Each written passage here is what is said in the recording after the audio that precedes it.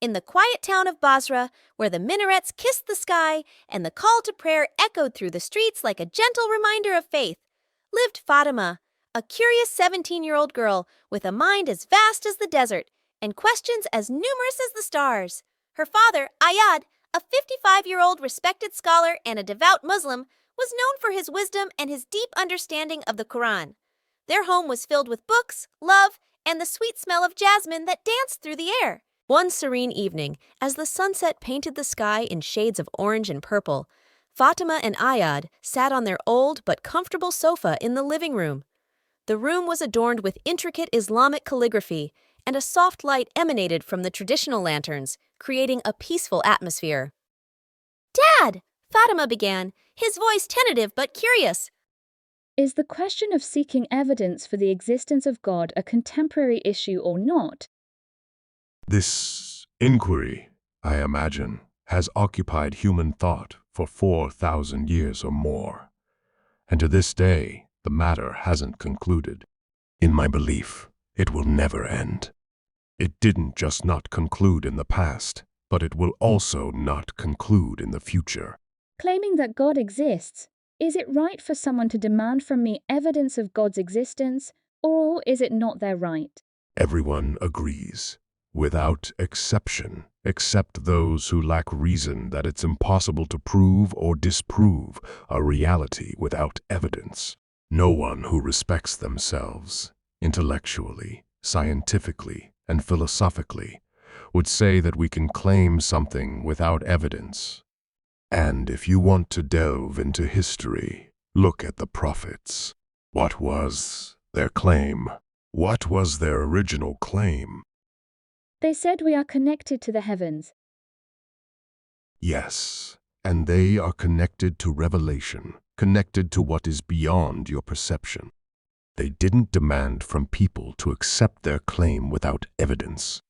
Then, divine signs came, through the text of the Quran or miracles, to prove that their claim was truthful. In the world of physics, in the world of chemistry, in any field of the natural and supernatural sciences, if now Einstein said something, if Darwin said something, if Newton said something, is it accepted or not? Evidence must be presented, and the truth about the need for evidence is an undisputed fact. So what's the problem atheists have in this regard? We find that those who deny the existence of God object to believers in God by asking them, "Why do you believe in God when you have no proof?" This is their fundamental issue. This means if you look at the writings of contemporary atheists, they say, "We have no issue. You present proof of God's existence, and we will believe." But generally, do you believe with evidence or without any evidence? Does this mean, as a scientific principle, both the atheist and the believer in God are committed cognitively to the idea that any claim needs evidence? Yes, those who have explored contemporary atheist research find that one of their problems is saying followers of religions believe in God and have no evidence for it. They also believe in prophecy without evidence. So, as a principle, any claim considered acceptable and correct must be supported by evidence, because the crux of the matter is the existence of evidence. The Quranic approach considers this fact a fundamental scientific principle necessary for every human being. Thus, the Almighty said in Surah Al-Baqarah 2:111, addressing the disbelievers, say, "Produce your proof if you are truthful." Hence, he demanded evidence and proof for their claims, considering it a necessity among scientific essentials.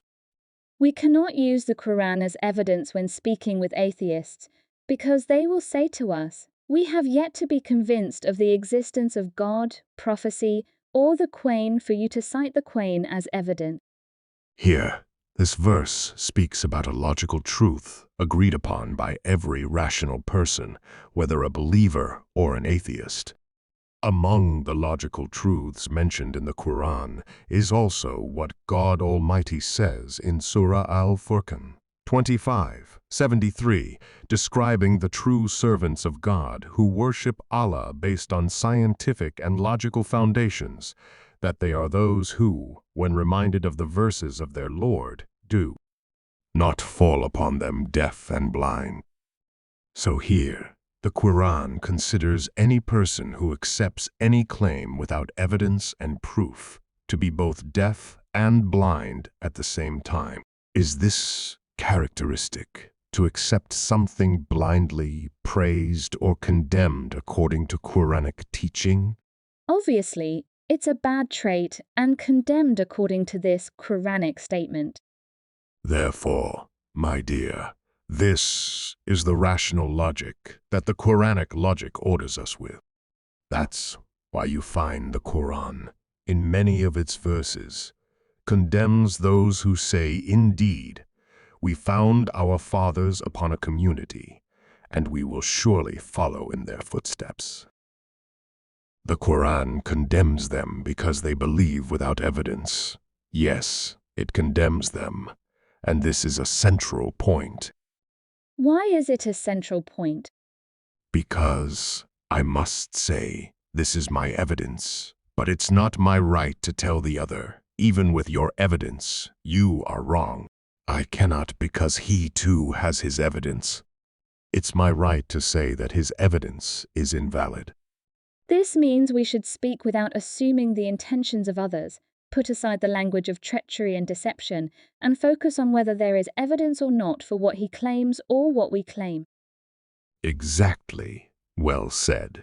And have atheists really provided rational proofs and evidence for all their claims of God's non-existence?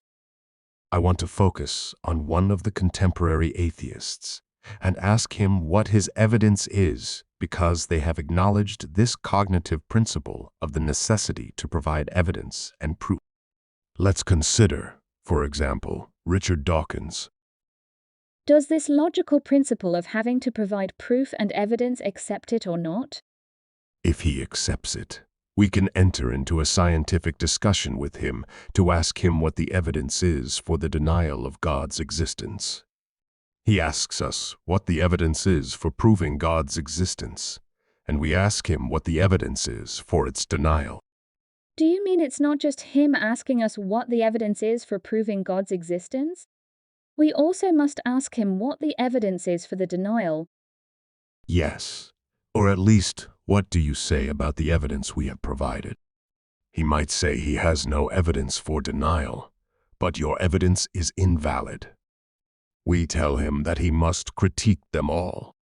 So if we have presented 20 pieces of evidence, he must write a book and refute all the evidence of God's existence. And if we present 100 pieces of evidence, he must critique and refute all those 100. This is how real scientific research works. In the book, God's Undertaker, Has Science Buried God? By John C. Lennox, the author quotes Dawkins saying, "When anybody tells you something is true, always ask for the evidence. And if they cannot give you a satisfactory answer, then I hope you will think very carefully before you believe a word they say." Is this statement respectable or not? It is very respectable because it is based on the logical principle that requires presenting an argument and evidence for every claim. And did Dawkins really stick to his claim? I mean, when he became an atheist, did he have evidence for the non-existence of God? If you find that Dawkins lacks evidence for the non-existence of God, in your opinion, did he adhere to his statement or not? Then, I would conclude he did not adhere to his words and contradicted himself. Come with me to one of the books translated into Arabic titled Sydney Dialogues, which was translated in Baghdad in 2017. When someone asked Dawkins, in previous interviews, you mentioned you couldn't prove the non-existence of God and considered yourself more agnostic than atheist. But why do you present yourself as a hero of the atheism movement around the world? Why do you agree to appear and mislead people in television shows where you seem like a Protestant gladiator for your cause, which is atheism? Doesn't this have a lot of agnosticism and hypocrisy?